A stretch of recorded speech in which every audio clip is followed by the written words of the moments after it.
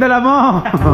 Ano na naman paninda yan? Ito, ano po, balot po. Balot? Kung bumibili po kayong balot, pangkain lang po sir. Palit. Ito naman, ano naman ito? Ice candy po. Ice candy naman. Tapos tinipid. Ang balita ko sa dalawang to, sa Barangay Dakila, ito yung malalakas kumita eh. Ice candy na kanya binabanatan, pati balot. Ay, ito ano naman to bro? Bibingka. Bibingka naman. Bro, bago lahat. Kaya yung kinikwento ko sa inyo kanina, sabi ko bago magtapos yung vlog natin, merong pupunta sa atin. Bro, ano pangalan mo bro? James. Reed? Magaling. Apelido mo? Abay, magaling. Legit. Ikaw, ano ba ano bro? Charot, parang hindi kilala. Simula pa lang sa Malolos, kilala ko na to eh. Jericho po. Jericho Rosales. Rosales. Bakit trending? Yung nagtitrend, yung bang in-order mo sa Shopee o yung dumating? Actually, si bro, sa sobrang busy lang natin, si Mr. Magaling ay nakakain na ako sa kanilang parang food hub ba na nagsiserve ng mga iba't ibang klaseng french fries, iba't ibang klaseng burgers. As yung hindi lang burger na ganon, yung isang, hindi yung tipong burger na isang kagat tinapay lahat. Ang burger nila is talagang burger, depende sa anong trip mo. Ibaba mo nga muna. Bro. Pero minsan dadaanan ako dun sa food hub mo. Bro, ano bang pangalan? Bago natin tikman yung mga pagkain na yan, anong pangalan na inyong Battle Hunger. Battle Hunger. Bakit naging Battle Hunger? Pare, mahilig kami sa laro, tas Dota, yun. Yung skill nung isang character doon. So parang ganun. Battle Hunger. So parang ganun dahil nga nag-hits din ako. Oo, sir. Akala ko sino pagkakaintindi ko nung pumunta ako doon, talagang pagkapagutom ka, nakikipag-battle ka Yun sa nga, gutom. and then, kumbaga, doon din ang galing. Tapos parang maganda rin kasi yung, kumbaga nga, yung concept niya na kapag gutom ka, parang, di ba, ano, yung battle, yung labanan mo yung gutom mo, parang ganun. Yun yung ano namin. Yun ang concept. Parang ganun na rin. Tapos naisip ko, okay nga din dahil naisip ko na pa naglalaro. Okay nga. Okay. Ngayon bro, isa-isayin natin kung ano yung mga dala-dala mo na mga... Eto, parang lahat na yata ng mga siniserve nyo, dinala mo. Hindi naman. Hindi ba? Sabay utang ka pa sa akin. Hindi, joke lang. Isa-isayin natin bro para sa mga manonood kasi sigurado may mga pupunta talaga pag napanood to. So simulan natin sa burger mo bro. Classic burger. Ito, classic. Yan. Ang meron ito is yung cheese tapos may pickle. Para siyang Big Mac. Ayan, Big Mac. Gusto ko yan. Mga maasim-asim na yan. Double baconator sa mga walang nararamdaman dyan, sa mga cholesterol na pwedeng lumantak ng mga yan, cheese. Mga puro meat. Double baconator. Parang ito yung natikman ko dati bro nung pumunta kami ng anak ko dyan. Next naman is all-in burger. Cheese lahat, mayo. My God. Parang ibibitay tayo ngayong ano na to Aloha burger. Aloha, yung may pineapple. Yung burger mayroong pineapple? Yes. Ayun, napakalaki yung pineapple sa loob. Tapos ito naman bros, parang anong tawag dito? Bulgogi cheesesteak. Gusto ko to. Yung mga gulay-gulay. Ito ay bulgogi cheesesteak. So kung kayo ay medyo mahilig sa mga pang-Korean na mga pagkain, so sila ay nagsiserve na medyo may taste ng pagka-Korean. Use bulgogi in the sentence. Wow, to bulgogi to no. Mex con carne means Mexican con carne. Chili con, mga ganon. Is ito yon. Meron siyang dressing na mayo, white mayo. Tsaka ano to bro? Yung isa? Mustard. Masarap din yan. Ano ito? Japchae. Oh yun oh, napakasarap. Favorite ko to kapag nasa Korean restaurant ako. At ito bro, mukhang ito yung pangmasa mo bro pang Pilipino Pang mga malakas kumain. Combo meal, parang gano'n na merong fried chicken, carrots and corn, mushrooms. Tapos ito bro, Burger steak yan, Salisbury steak. at tapos meron syempre, isusunod na natin to sa mga susunod na vlog pero ito ay ramen.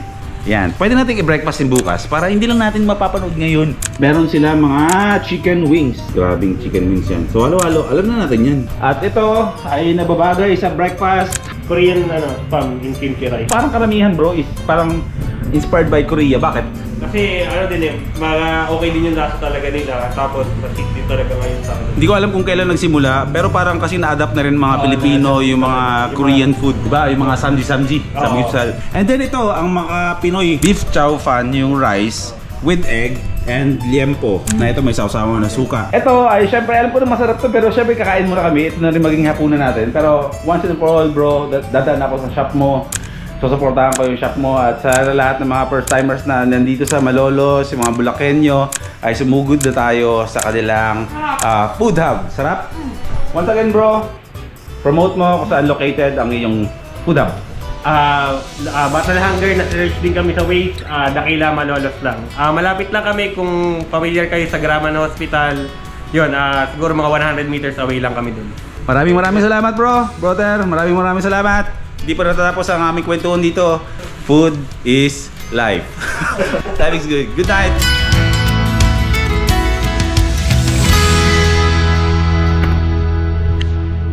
Good morning.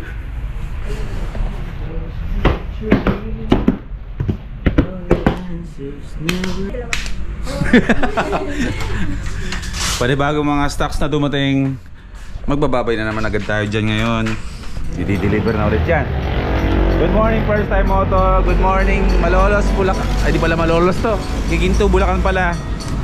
Okay, nakapag-decide ako na si Madonna na ang gagamitin ko sa biyahe namin ni Nicolas sa loop.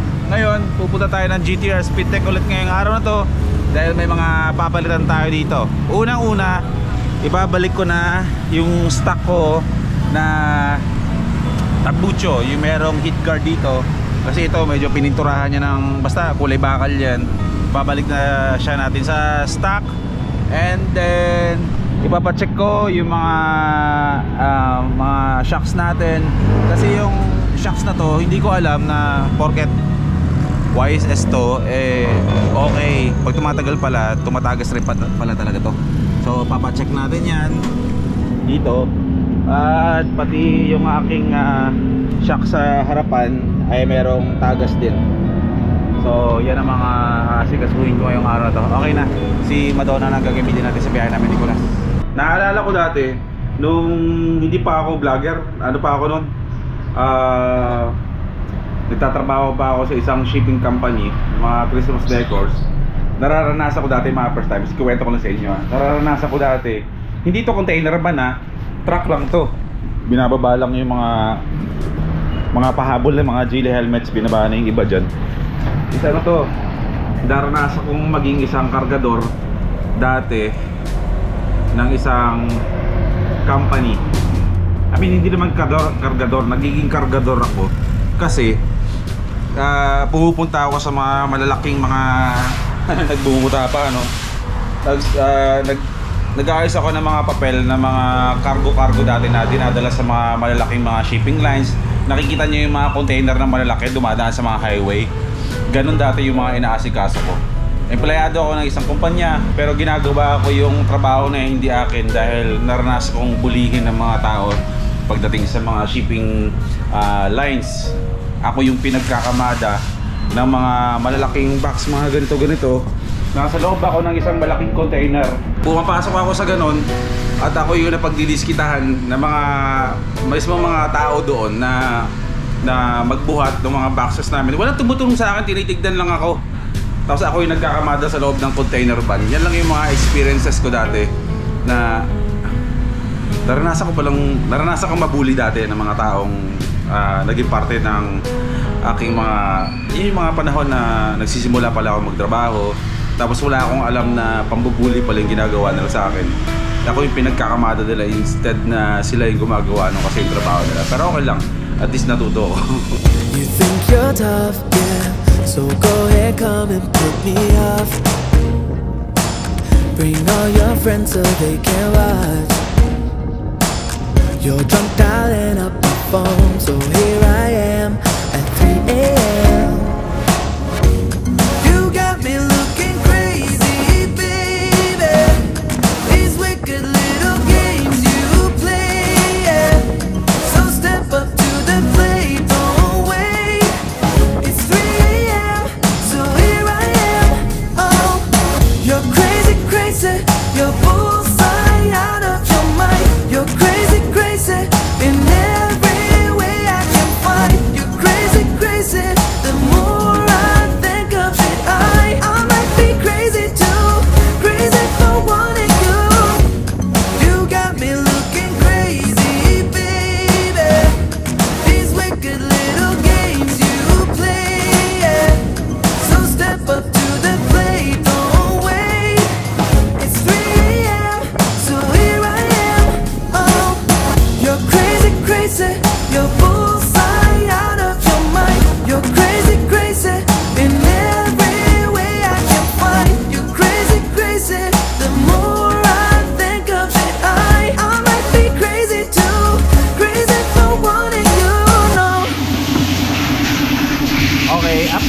nandito na tayo ngayon sa GTR Speed Tech. Ang nagagawa na kay Madonna is napalitan na siya ng oil. Ayan, motul ang gamit natin as always. Tapos ayusin na rin yung tambucho natin. And then akala ko kung ano nang nangyayari kay Madonna, kasi nga yung takbo niya hindi na siya pangkaraniwan. So kanina tinesting ni Doc Gaddy at ang sabi niya sa akin, tono lang ng panggilid, wala na ibang gagalawin, parang ganun. Basta panggilid, ayusin na yung panggilid niya. And then good to go na si Madonna natin.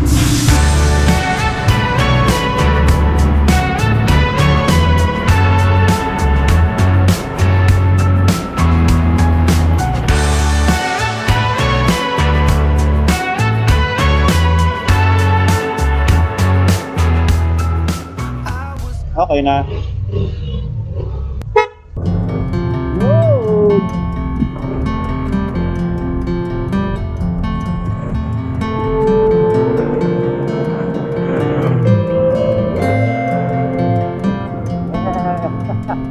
Okay na, hindi siya tulad ng dati.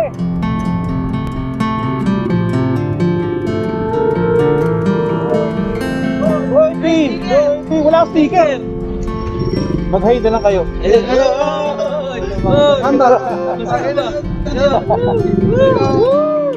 Next time na lang. Lagi sa shop para meron akong sticker, ha? Thank you, sir. Pass super. Pass super. Thank you. Wala tayo sa mga yan. Hindi talaga lilipas ang isang araw na walang babati sa atin sa labas. Okay, ano ba yung mga ginawa ni Doc dito?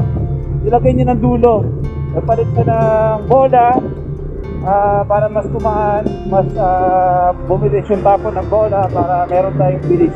Kasi yung dating setup nito is more on arangkada at medyo nahihirapan tayo pagdating sa mga rekta. Ngayon, more on touring mode itong setup kay Madonna ngayon. At nababagay ito sa pabiyahe natin kasama si Kulas. Nakapag-change oil, palitan na rin ng gear oil, nalinisan yung CVT, Tomar, ito na yun. Papa-motor wash ko na lang ito mamaya pagdating ko sa bahay. Uwi lang ako ng bahay, may kukunin lang ako ng gagamitin para kay Spike. At siguro dito na rin ako magpapaalam. At after ito mag-edit din ng pinapanood ko, ay mamayang gabi ay pupunta ako ng Laguna, mag-deliver ulit ako ng helmet. So,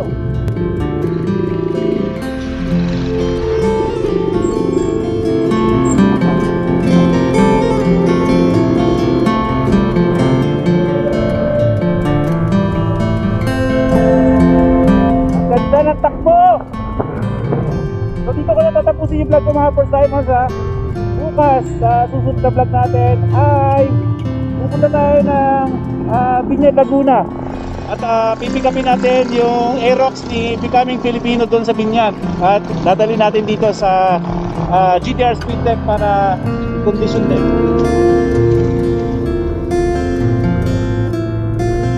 Meron akong papakita sa inyo. Di ba kanina sa simula ng vlog natin na may nagbigay ng mga burgers, pagkain sa atin, dito yung located. Ito yun, kaanan muna natin sa plate. Ito yun. Sarado lang sila ngayon kasi day off nila ngayon. Pero dito ninyo lang yung Takila, katabi ng Graman Hospital. Makikita nyo na yung battle hunger.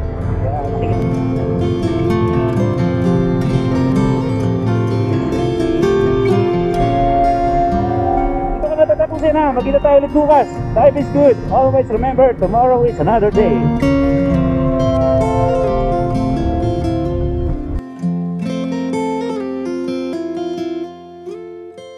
Enak! Hoy!